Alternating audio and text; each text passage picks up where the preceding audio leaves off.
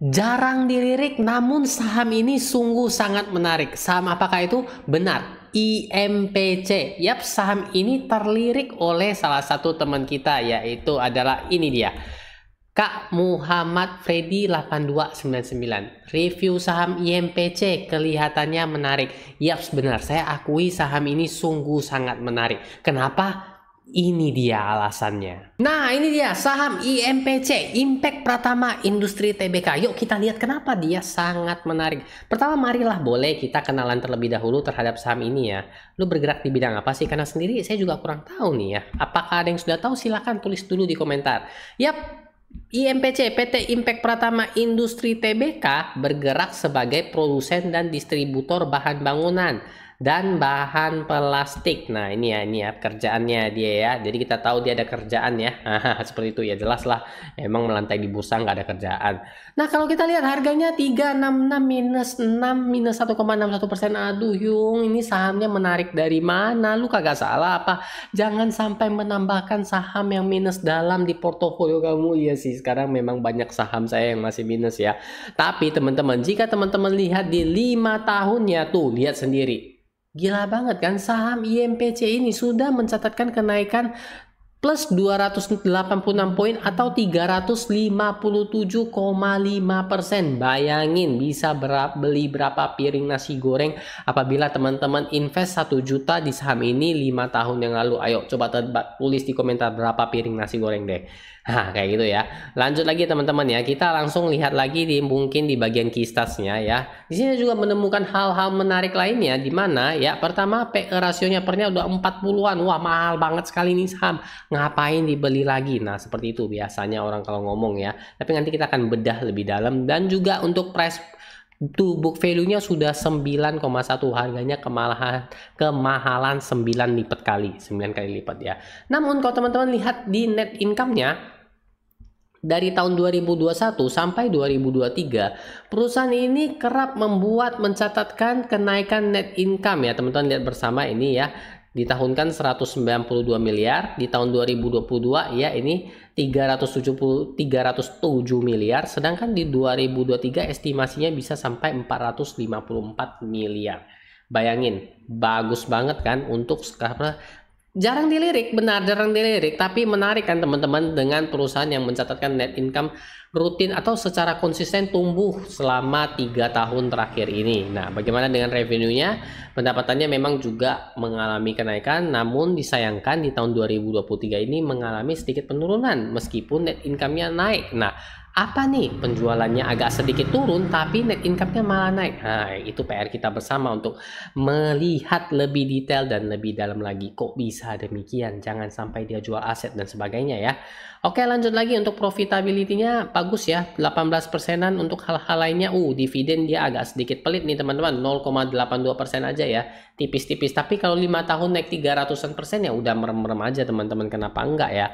Lanjut lagi di bagian analisis, mungkin belum ada yang menganalisis saham ini, benar sekali, yaitu saya pribadi sendiri. Ini pun juga berkat dari Kak Muhammad tadi ya, yang kasih tahu ini untuk saham yang menarik lainnya. Nih kita kemudian masuk ke Fundachat. Tadi kan kita ngomongin bahwa saham ini udah pernya 40-an, nih udah mahal banget ya, ini lebih baik jangan dilirik. Tapi kalau teman-teman lihat, kita lihat di sini ya teman-teman ya, justru di 3 tahun terakhir ini per yang di angka 44,94 ini termasuk murah teman-teman, termasuk murah karena yang paling rendahnya ini di sekitar 42 ya. Di 3 tahun belakangan ini termasuk murah kalau kita lihat dari pernya. Sedangkan kalau untuk 5 tahun teman-teman bisa lihat sendiri tuh, lihat paling rendahnya tuh di kisaran sini loh teman-teman ya. Ini ketutup jadi saya agak di sini aja ya. Ini di kisaran 39, 38-an, nah 39 nah teman-teman, 39 ya, kurang lebih di situ. Itu yang termasuk murah. Sedangkan untuk 10 tahunnya teman-teman lihat, berarti ini yang memang paling murah. Ini pasti corona waktu itu ya, di Januari 2000, sorry, benar kan ya, 2020 ini, Mei April nih, lihat 38,82. Sedangkan sekarang 44,94, tertingginya pernah sampai pernya di atas 79, 80-an tuh, lihat. Berarti kalau secara per ini udah turun banyak sekali teman-teman, udah termasuk murah. Jadi kalau misalnya biasa saya screening itu di bawah 10, ini saham kagak bakal pernah masuk di dalam screener saya.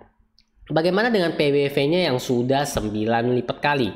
Kita lihat lagi di sini ya. Oh iya, ini lengkap banget. Kalau banyak yang tanya ini aplikasi apa, saya pakainya Stockbit ya teman-teman ya. Bebas teman-teman mau pakai apa aja ya. Kalau ini PBV-nya tuh lihat. PBV 9,1 ya, termasuk kalau untuk jangka waktu 10 tahun ya udah termasuk kemahalan, karena di mana beberapa tahun belakang dia sempat sampai hanya 4 lebih saja ya. Tapi kalau untuk ditarik 3 tahun terakhir ya ini juga lumayan, ini berada di titik tengah teman-teman ya.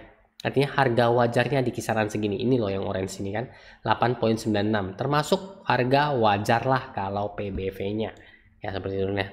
Lanjut lagi ke seasonality-nya. Kalau di sini kita lihat banyak sekali yang hijau-hijau ya teman-teman ya. Rata-rata pertumbuhan dari 2019 5 tahun belakangan ini per tahunnya tuh tumbuhnya 36,62% ya.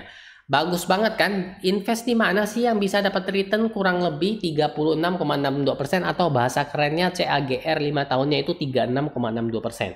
Ya, setahun loh itu rata-rata 30%. Ini paling puncak di tahun 2021 yaitu adalah 92,45% ya. Tapi kalau bisa teman-teman lihat di sini, teman-teman merem-merem aja deh awal Januari langsung beli ya, beli saja deh kan. Maka konsisten selama 5 tahun berturut-turut teman-teman akan mencatatkan profit. Kenapa? Contohnya di tahun 2019, ini satu tahunnya naik 11,7. 2020 ya naik 26,19. 2021 gila banget naik 92,45 dan seterusnya teman-teman lihat. 2022 naik 38,04. 2023 belum tutup ya, masih bulan Desember, sekarang sudah plus 14,7%. Berarti nggak salah kan? 1 Januari buka langsung beli, dan akhir tahun baru jual, pasti cuan. 5 tahun histori ya. Ini berdasarkan 5 tahun histori. Apakah 5 tahun kemudian masih demikian? Itulah yang membuat saham ini menarik. Kita langsung lanjut ke bagian chartbit atau kita lihat teknikalnya bagaimana sih entry di mana, jual di mana. Nah, teman-teman, kalau saya lihat ya teman-teman ya, saham ini cenderung bergerak di sideways di area-area tertentu. Teman-teman bisa lihat ini ya, saya udah garis nih teman-teman. Enak banget lihatnya ya. Ini garis yang warna ungu ini cenderung adalah harga yang bisa kita mulai cicil bila ingin beli saham IMPC ini ya. Nah, saham IMPC ini ini 2-3 hari yang lalu ini baru kebentur resistnya di sini ya. Sudah digaris ini di harga ini berapa nih? 386 ya. Kebentur di 386 dia mengalami penurunan lagi ya. Nggak terlalu ribet kalau kita lihat kayak ini. Saham-saham yang cenderung sideways teman-teman bisa lihat kan. Hanya di area ini saja dia bergerak ya. Kalau teman-teman mau beli boleh silakan ya. Area yang paling bagusnya atau area yang biasa mereka bilang discounted area. Area diskon ya. Area beli satu gratis satu. Enggak kayak gitu di dunia saham. Ya, itu adalah di sekitar sini teman-teman ya. Di area 318 ya, terendahnya itu di 288. Teman-teman lihat sendiri sini ya. Di mana teman-teman bisa lihat ketika dia memasuki area ini cenderung mengalami kenaikan ya dari sini ya. Sekali kan, 2 kali, 3 kali ya, 3 kali di area sini cenderung mengalami kenaikan. Dia merosot dari sini, dia turun naik. Nah, di sini dia mengalami kenaikan lagi. Tuh, dia masuk ke area ini naik lagi ya. Jadi memang area di angka 318 sekitaran segitu ya teman-teman ya. Sampai 28 ini 28 berapa nih? Nah, kurang lebih di sini ya teman-teman 288 ya. Ini juga kebentur resist dan sekarang mengalami penurunan. Apakah akan turun ya? Turun menuju area buy di sini ya. Apakah turun sampai menuju area buy di sini? Nggak ada yang tahu. Atau malah dia akan naik dan memecahkan resistnya. Kalau dia resist ini dia mampu break ya teman-teman ya. Maka resist yang berikutnya adalah ini teman-teman. Ini adalah harga tertingginya all time high-nya. Tuh lihat. Dia akan mengejar ke sini. 430 berapa nih? 430 ya. Kalau ini berhasil dia break, kalau enggak dia mungkin akan menyusul ke area buy-nya. Nah, gimana kalau harga area buy-nya terlalu besar kayak gini kan? Teman-teman juga pasti bingung kan? Jangan-jangan saya ngambil masih ketinggian. Ya bisa dicicil teman-teman. Jadi alangkah baiknya jangan all in di satu harga. Teman-teman mungkin lihat ketika dia sudah mulai masuk di harga 316 kayak gitu. Mungkin teman-teman boleh nyicip dulu beberapa lot. Dia turun lagi mungkin di kisaran harga segini, di harga kisaran 300, teman-teman mungkin boleh nambah lagi. Dan mungkin dia ada di area harga di sini di 290, teman-teman juga boleh nambah lagi. Jadi ada 3 titik harga. Kalau dia break dari support sini ya 282, ini ya 282 287 teman-teman, ini paling low berapa saya lihat bentar. Paling low 287. Kalau dia break di 287, hati-hati teman-teman. Sebaiknya ya teman-teman, bagi yang tidak kuat menahan, alangkah baiknya dilepas saja, di cut loss ya. Kenapa? Karena itu memang resikonya. Tapi kalau di area ini dia mantul naik kembali lagi, itu sudah terserah deh teman-teman. Cuannya bakal legit banget. Oke, jadi ini semua keputusan berada di tangan teman-teman masing-masing. Jadi gimana pendapat teman-teman mengenai saham IMPC ini? Apakah setuju dengan hasil analisa saya atau teman-teman punya hasil analisa lainnya? Silakan tulis saja di kolom komentar sepanjang mungkin. Bagi teman-teman yang masih punya pertanyaan, bingung ataupun request seperti Kak Muhammad tadi, teman-teman juga boleh tulis di komentar ya. Jangan lupa untuk tinggalkan like-nya dan share video ini ke teman-teman yang lainnya yang mungkin juga tidak melirik saham yang menarik ini. Oh ya, bagi teman-teman yang lupa akan nonton video-video lainnya, teman-teman boleh klik video ini. Ini juga seru banget teman-teman, silahkan ditonton. Dan jangan lupa untuk subscribe saya di sini agar tidak ketinggalan video-video barunya. Akhir kata saya ucapkan banyak terima kasih, sampai berjumpa lagi di video selanjutnya.